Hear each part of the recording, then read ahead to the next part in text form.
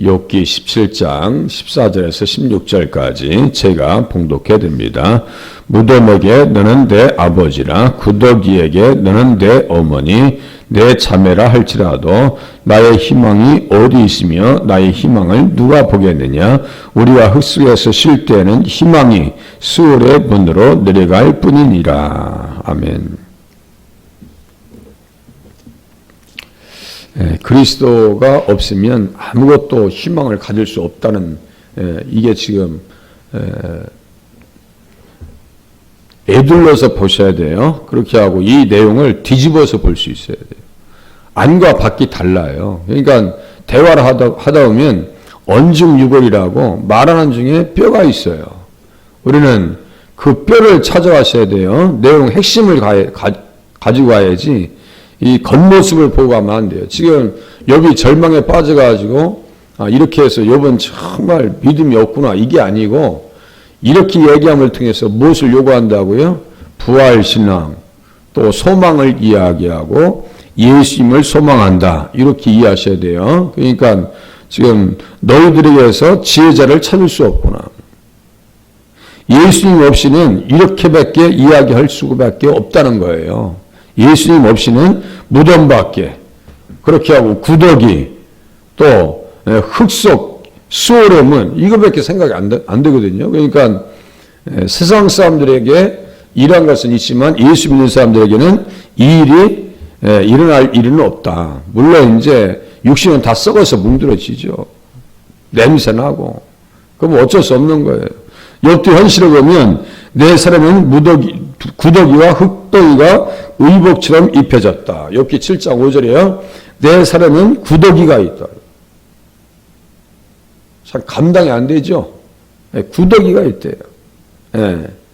본문에도 구더기에게 너는 내 어머니, 내 자매라 할지라도, 육신적으로는 뭐 아무것도 얻을 수 있는 입장이 아니에요. 지금 어떻게 소망이 없어요. 심지어 마가복음 9장 48절에 보면은 거기에는 구더기도 죽지 않고 불도 꺼지지 않는다. 이길 수 없는 인생들에게 있어서 지옥에서는 구더기도 안 주는데요. 이 세상에서는 구더기 밟으면 죽어버리지만 저 세상에는 구더기도 안 주는데요. 예수 없는 인생이 얼마나 절망적인가라고 하는 것을 우리가 볼 수 있어요. 그러면서 이 본문에서 주석가는 다음과 같이 얘기합니다. 그리스도의 몸은 그것을 보지 않았습니다. 참 이게 전혀 완전한 반전이 일어나요. 그러니까 예수님 안에서 성경을 자꾸 이해하고 깨닫고 들으려고 하셔야지, 이것을 액면 그대로 그냥 결제해버리시면 안 돼요. 나 못 살겠다 하면 정말 못 살겠다는 거, 어떻게 살게 해달라는 얘기지. 그렇게 보셔야 돼요. 그래서 시편 16장 10절, 이제 좀 이따 좀 아주 자세하게 얘기할 거예요. 이는 주께서 내 영혼을 수월에 버리지 아니하시며 주의 거룩한 자를 멸망시키지 않으실 것임이니이다. 시편 16장은 시편의 부활장이라고 말씀드렸어요. 2장 7절도 똑같고. 그러니까 그렇게 믿음의 사람들은요, 다 예수님의 부활에 의지해서 자기의 어떤 기가 막힌 현실들을 이겨나가면서 신앙생활을 했다고요. 우리가 우리 자신이 이해되지 않고 해석되지 않는 현실 가운데 있다 할지라도 다윗과 같이 욥과 같이 부활의 신앙을 가지고 살아가실 수 있기를 바랍니다. 왜냐하면 예수님께서는 무엇을 가지고 있어요? 지옥과 죽음의 열쇠를 가지신 분이다. 이렇게 16절을 가지고 또 해석해요. 지옥과 죽음의 열쇠를 가지신 분에 의해서 풀리기 전까지는 더 이상 육신적 희망은 일어나지 않을 것입니다. 주님이 풀어주셔야 한다는 얘기예요. 우리가 죽음과 동시에 세상에 속한 희망들은 다 무덤 속에 들어갑니다. 그죠? 잘 살고 싶고, 잘 먹고 싶고, 잘 되고 싶고, 권력을 갖고 싶고, 그 희망은 다 어디로 들어가요? 무덤과 함께 들어갑니다. 그러나 우리 주님을 향한 소망은 사라지지 않습니다. 절대로 사라지지 않아요. 그 19장 25절이라고 말씀드렸잖아요. 욥의 부활신앙. 14장에도 제가 말씀드렸어요. 그 아주 본문 가지고 주일날 설교까지 있어요. 주는 나를 수월에 감추시며 주의 진노를 들키실 때까지 나를 숨기시고, 14장 13절 그러니까 다 이렇게 자꾸 보셔야 돼요. 아, 예수님, 그래, 육신적인 희망은 다 무덤과 함께 사라지지. 그러나 성도의 죽음은 뭐예요? 영생에 이르는 관문일 뿐입니다. 그래서 제가 말씀드렸잖아요. 우리가 죽을 때는 우리만 웃으면서 하나님 나라 갈 거라고. 낙원에 들어갈 거라고. 옆에 사람들은 다 울 거예요. 뭐 울든지 안 울든지 그건 지네들 마음이죠. 뭐. 그렇잖아요? 자기들 마음이지 뭐 울어주든지 울지 않든지 그건 뭐 우리가 섭섭하고 안 할 것도 없어요. 그죠? 아니, 하나님 앞에 가는데 뭐 그거 뭐 섭섭하고 웃은 늘 뭐 할 거예요. 오늘 장례식장 갔더니 딸내미 그래. 잠깐만요. 나 예배 드리기 전에 난 배고파서 밥을 먼저 먹어야 되겠거든요. 내 속으로 아니 저기 장례식 있는데 어떻게 딸내미가 또 배고프다고 밥 먹고 예배 드리자고 그러네. 그래 기다렸어요. 그렇게 한들 문제가 되지 않는다는 얘기예요. 제 얘기는. 예. 아니 밥을 먹어야 산 사람은 먹어야 될 거 아니냔 말이요.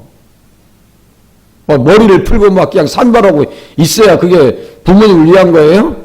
할 거 다 하고 화장실 가야 되는 거고 그런 거 아니에요? 예수 믿는 사람들은 대신에 낙원에 간다는 사실을 우리가 믿고 신앙생활 하실 수 있길 바랍니다. 행여나 우리에게 절망감이라는 게 와요 안 와요? 옵니다. 수시로 옵니다. 수시로 와요. 예. 그런 상황 속에서도 믿음을 잃지 말아야 됩니다. 그래서 시편 16장에 보니까요. 이러므로 나의 마음이 기쁘고 나의 영도 즐거워하며 내 육체도 안전히 살리니 이렇게 써 있어요. 왜 그럴까요? 사망과 음부의 열쇠를 가지신 주님이 나의 주님이라는 거예요. 예? 무적행의 열쇠를 가지신 분이 나의 예수님이요.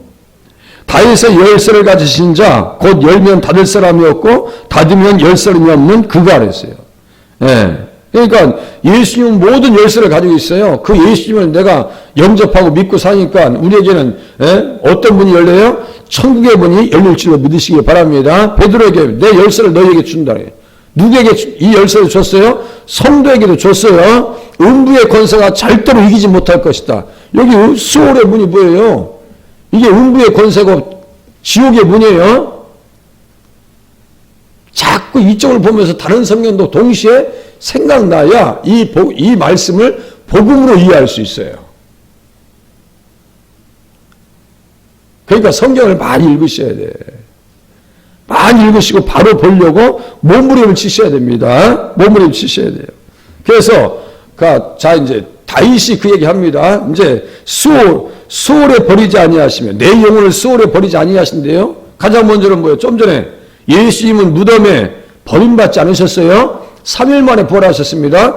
예수님 부활하신 것에 근거해서 내 영혼을 수월에 버리지 아니하실 것이다. 이렇게 얘기합니다. 그러니까 예수님의 부활을 바라보면서 내 영혼도 버림받지 않는다라고 하는 사실까지 깨달은 거예요. 그러니까 동시에 나온 거예요. 그러니까 예수님을 모르면 나도 모르게 돼 있어요. 예수님의 부활에 대한 확실한 신앙을 가지고 우리를 또 신앙생활을 잘 하셔서 낙심과 좌절에서 절망의 골짜기에서 일어나실 수 있기를 바랍니다. 절망이라는 게 계속 찾아오죠. 예. 이 말씀을 사도행전 2장에 베드로가 풀고요. 한 번은 또 사도 바울이 풉니다. 사도 바울이 풀어요. 사도 바울이 얘기한 얘기를 먼저 말씀드릴게요. 다른 시편에 일렀을 때 주의 거룩한 자로 썩음을 당하지 않게 하시리라. 14절에서 보면 무덤에게 너는 내 아버지라 구더기에게 너는 내 어머니 내 자매라 할지라도 나의 희망이 어디 있으며 나의 희망을 누가 보겠느냐. 우리가 흙 속에서 쉴 때 희망이 수월의 문으로 내려갈 뿐이니라. 이게 가장 중요한 게 뭐예요? 우리가 흙 속에서 쉴 때에 쉰다는 건 잠자는 얘기고요. 일어난다고 하는 것을 전제로 하는 거예요. 언제까지? 예수님께서 이 땅에 오실 때까지. 그것을 부활의 아침이라고까지 얘기합니다. 그러니까 성경이 참 신비한 책이에요.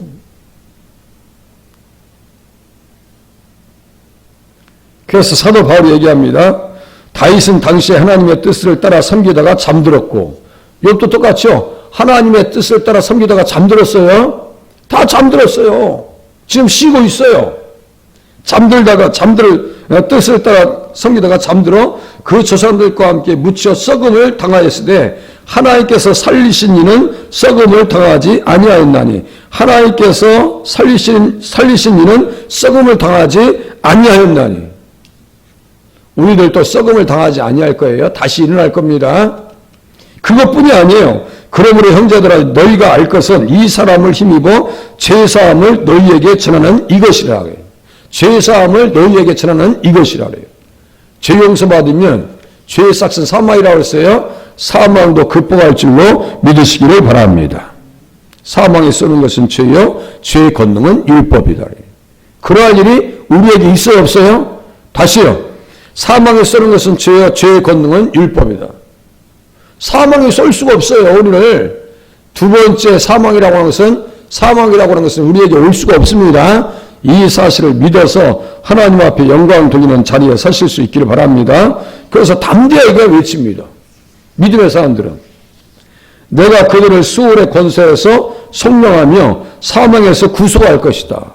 여기 수월 똑같이 나와요. 거기다가 아예 써놓으세요. 호세아서 13장 14절 저도 써놓을게요. 호세아서 13장 14절 수월에다가 호세아서 13장 14절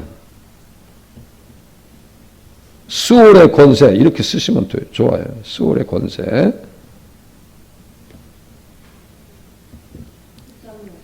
13장 14절 이 말씀을 그대로 고린도전서 15장 56절에 또 인용합니다. 그러니까 절망에서 우리는 복음을 보셔야 돼요. 내가 이렇게 절망 가운데 있는데 당신들은 어제 말씀드린 거 창조주, 목자, 지혜자, 담보물 되시는 보증자 되시는 예수님을 히브리서 7장 22절이요. 왜 얘기해 주지 않느냐는 얘기예요. 그 얘기를 듣고 싶다는 얘기예요. 딴 얘기 아니에요 지금. 예? 그 얘기 한다고요. 사망이 쏘는 것은 죄요 죄의 권능은 율법이라. 예. 우리 주 예수 그리스도로 말미암아 우리에게 승리를 주시는 하나님께 감사하노니. 그러면서 사망아 너희 승리가 어디 있느냐? 사망아 내가 쏘는 것이 어디 있느냐 하면서 다음과 같이 권면합니다. 한 가지 또 이제 우리에게 적용해줘요. 우리 주 예수 그리스도로 말미암아 우리에게 승리를 주시는 하나님께 감사하노니. 여러분 승리했어요? 안 했어요? 승리했습니다.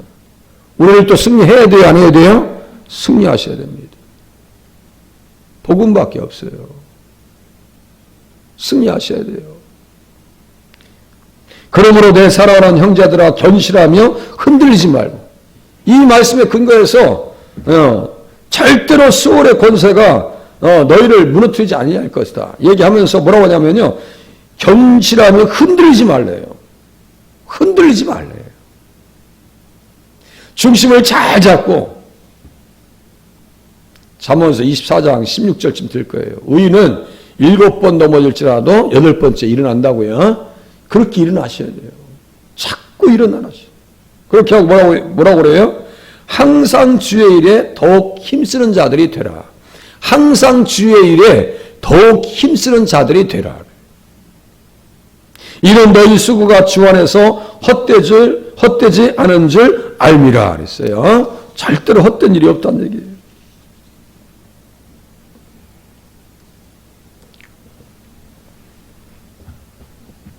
그래서 요번 자신의 종말을 자각하면서요. 소망을 이야기합니다. 예수 그리스도의 소망을 얘기합니다. 그래서 이제 시편에 보시면은 어떤 말씀이 있는가 이제 부활의 아침에 대한 표현이 나옵니다. 자, 시편 한번 보시겠습니다. 시편 49장 죽음이 믿는 사람과 믿지 않는 사람들 사이에 어떤 차이가 있는지 보세요. 49장 12절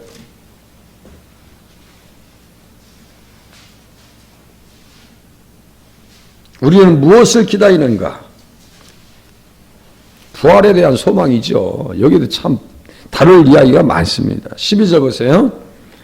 사람은 존귀하나 장구하지 못하며 멸망하는 짐승 같도다. 이게 예수 안 믿는 사람들이에요.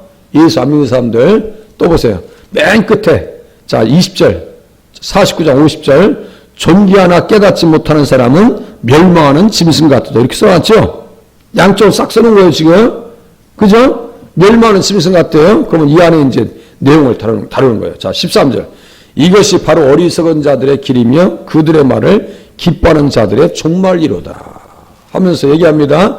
그들은 양같이 수월에 두기로 작정되었으니 14절 그들은 양같이 수월에 두기로 작정되었으니 사망이 그들의 목자일 것이라. 양들이 얼마나 죽임을 당해요. 양들이 그죠? 사망이 그들의 목자일 것이다. 정직한 자들이 아침에 그들을 다스리리니. 이게 참 보세요. 정직한 자들은 누구예요? 예수 믿는 사람들이에요.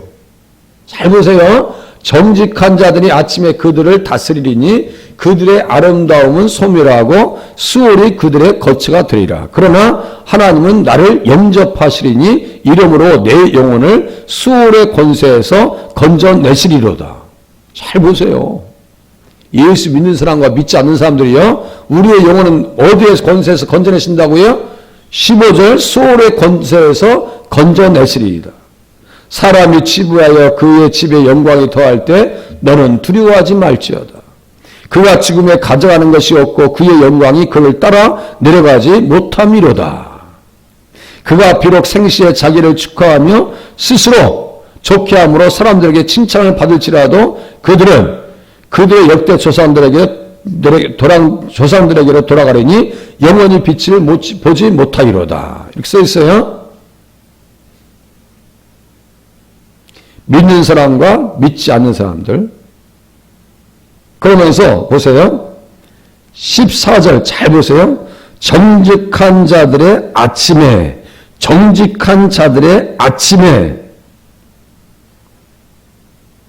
이 언제냐면요. 부활의 아침을 얘기합니다. 잘 들으세요. 예수님을 광명한 새벽별이라고 합니다. 다시 오실 예수님을 광명한 새벽별이라고 그래요. 그래서 예수님은 오시면은 언제 오실 가능성이 크시겠느냐? 새벽이라고 그래요. 신학자들이 새벽에 예수님이 언제 부활하셨어요? 새벽에 부활하셨어요. 우리는 또 언제 부활할 것 같은 느낌이 있어요? 새벽에 부활할 것이다라고 하는 믿음을 가지시면 나쁘지 않습니다.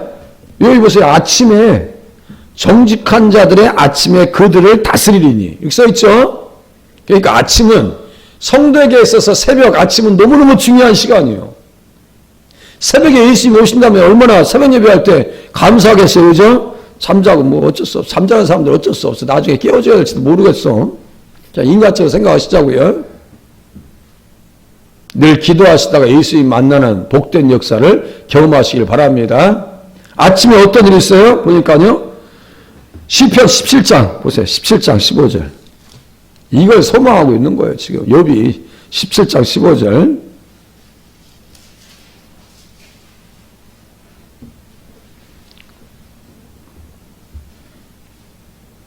나는 의로운 중에 주의 얼굴을 배우리니 깰 때에 주의 형상으로 만족하리이다. 나는 의로운 중에 주의 얼굴을 배우리니 깰 때에, 이거 언제 같아요? 부활의 시점 아니에요? 깰 때에, 우리 천국에 갈 때, 낙원에 갈 때 이렇게 보셔도 돼. 그죠? 깰 때에, 깰 때에 주의 형상으로 만족하리이다. 여기 형상은 어떤 형상이에요? 예수님의 몸, 신령한 몸, 영의 몸, 강한 것으로 다시 살고 약한 것으로 신고 강한 것으로 다시 살고요. 이 믿음이에요. 이 믿음. 그리고 자꾸 신앙생활하면서 이것이 믿어지셔야 돼. 자꾸 믿어지셔야 돼요. 그래.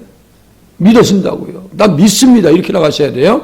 이 말씀에 근거해서 빌립보서 제가 또 말씀드렸어요. 그런 만물을 자기에게 복종하게 하실 수 있는 자의 역사로 우리의 낮은 몸을 자기의 영광의 몸의 형체와 같이 변하게 하시리라. 연결돼야 안 돼요? 이 말씀과. 연결되죠? 자기 영광의 몸의 형체와 같이 변하게 하시리라. 우리의 낮은 몸을 만물을 복종하게 하실 수 있는 물에 복종하게 하실 수 있는 자의 역사로 말미암아. 아니 만물도 복종하는데 우리의 몸도 부활의 몸으로 바꿔주신다는 사실 그냥 믿어지지 않으세요? 믿어지실 수 있기를 바랍니다. 믿으셔야 돼요. 믿으셔야 돼요.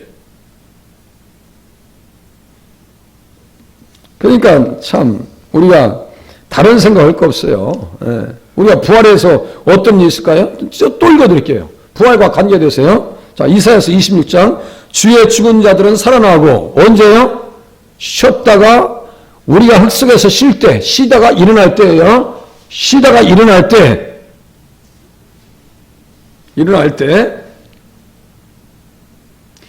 그들의 시체들은 일어나리이다. 자, 주의 죽은 자들은 살아나고 잠에서 깨어납니다. 잠에서 깨어나고 일어나고 그들의 시체들은 일어나리이다. 티끌에 누운 자들아 너희는 깨어 노래하라. 티끌에 누운 자들아 너희는 깨어 노래하라. 중요한 것은 자, 부활의 순서는 죽은 자들이 먼저 일어나요. 산 자들이 먼저 변화받아요. 데살로니가서 4장에 보면 죽은 자들이 먼저 일어납니다. 그러니까 막 무덤이 다 일어날 거야. 막 요란할 거예요. 막 다 열리고 난리 날 거예요. 그리고 이거 웬일이냐고 그때 같이 구경하고 우리도 같이 변화받아서 하나님 앞에 가면 되는 거예요.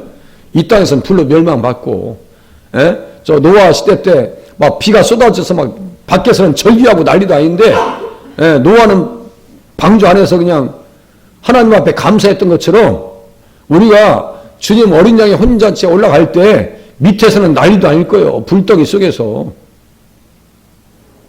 하면 그렇게 합리적으로 상상하면서 야, 내가 구원받았으니 감사하지. 노래를 부른다고 써 있어요. 찬양하면 됩니다. 그 찬양의 내용이 어디 나오는데요? 계시록에 또 나와요. 그대로 그냥 저런 게 이렇게 가요. 그냥 생각이 이렇게 간다. 성경을 계속 예수님 안에서 보고 하니까 이 말씀이 이쪽으로 저쪽으로 막 서로가 주고받고 한단 말이에요. 그러니까 예수님을 중간에 모시고 중심에 모시고 보면 이쪽 성경도 저쪽 성경도 나도 얘기하자 그런단 말이에요. 이사야도 얘기하고 다윗도 얘기하고 사도 바울도 얘기하고 베드로도 얘기하고 지금 욥도 얘기하고 빌립보서를 기록한 사도 바울도 얘기하고 사도 요한도 얘기하고 있잖아요. 지금요. 이게 지금 다 지금 동시다발적으로 오고 있단 말이에요. 그 복음이 욥에게 필요한 것이고요. 오늘 우리에게도 필요합니다. 흔들리지 말라고요. 흔들리지 말라고. 뭘 뺏으려고 지금 자꾸 흔드는데요. 우리의 금보다 더 귀한 믿음을 뺏으려고 사탄은 계속 작정하고요. 우리보다 앞서가 있어요. 그러니까 우리는 앞설 수 있는 방법은 다른 게 없어요. 말씀 외에는요. 앞설 수 있는 방법이 없어요. 말씀의 검 외에는요. 얘들이 무서워하지 않아요. 그래서 말씀으로 무장하셔야 돼. 다른 거 없어요. 그냥 인간적인 생각을 자꾸 가지고 있으면요. 무너집니다. 이걸 자꾸 무너뜨리셔야 돼요. 말씀을 들으셔서 다시 정비하고 또 확인하고 갑옷을 다시 손질하듯이 전쟁터 나갔다가 다시 와서 가만히 있는 사람이 어디 있어요. 총 쏘고 그냥 총 다음에 쓰는 일을 다 분해해서 이거 다 그거 가리킵니다. 총검술 할 때 다 분해해서 수리하고 닦고 다시 하는 거 다 가르쳐줘요. 전쟁터 나와서 총 쏘고 다시 그 다음 나가서 총 쏘는 저런 게 없어요. 갔다 오면 총을 다 분해해서 닦고 합니다. 지금 우리가 교회 오는 시간은 그러한 시간으로 활용하실 수 있기를 바랍니다. 다시 점검하고 생각을 다 보듬고 수정하고. 자, 노래한다고 써 있어요. 어떤 노래예요? 제가 그냥 읽어드릴게요. 구원하심이 보좌에 앉으신 우리 하나님과 어린 양에게 있도다. 이게요. 우리가 주님 앞에 갈 때 너무나 피부적으로 올 거예요. 야, 구원하심이 보좌에 앉으신 우리 하나님과 어린 양에게 있도다. 찬양이 말이죠. 너무너무 감사할 거예요. 또 천사들이 맞장구 치네요. 읽어드릴게요. 아멘. 찬송과 영광과 지혜와 감사와 존귀와 권능과 힘이 우리 하나님께 세세토록 있을지어다. 또 아멘이요. 아멘 하면서 그 노래를 무슨 노래라고 그래요? 어린 양의 노래, 모세의 노래. 출애굽기 15장, 계시록 15장이요. 7절밖에 안 돼요. 계시록 15장 같은 경우는 다 전체를 다 이해할 수 있어요. 제가 뭐 위에서부터 쭉 하면서 계시록으로 들어가죠. 그러니까 계시록은 앞에 있는 성경부터 가지고 가야 계시록이 열리지. 계시록만 달랑 가지고 강의하고 해석한다. 되게 위험한 거예요. 그러니까 이단들이 아주 단골 성경이 어디요? 계시록에 자기 입맛대로 할 수 있거든요. 그게 가짜란 말이에요. 앞에서부터 타고 들어가야 계시록이 열립니다. 제가 아바드 얼마나 말을 많이 했어요. 아바드에 대해서도. 앞에서부터 이해를 하고 뒤로 들어가야죠. 뒤만 달랑 놓고 하면요. 사람 갖고, 영혼을 갖고 놀기가 너무 딱 좋은 성경이 계시록이에요. 그러니까 분별을 잘 하셔야 됩니다. 그래서 욥은요, 복음을 그렇게 사모했어요. 그럼 이제 18장에 보면, 이제 악인으로 설정해놓고, 이제 빌다시 또 그냥 욥을 무너뜨리려고 하는데, 그 악인의 설정을 이제 이렇게 이해하시면 돼요. 믿지 않는 사람들을 향해서 율법의 관점을 통해서 보면 맞아요. 18장도 그렇게 이해하시면 됩니다. 자, 기도하겠습니다.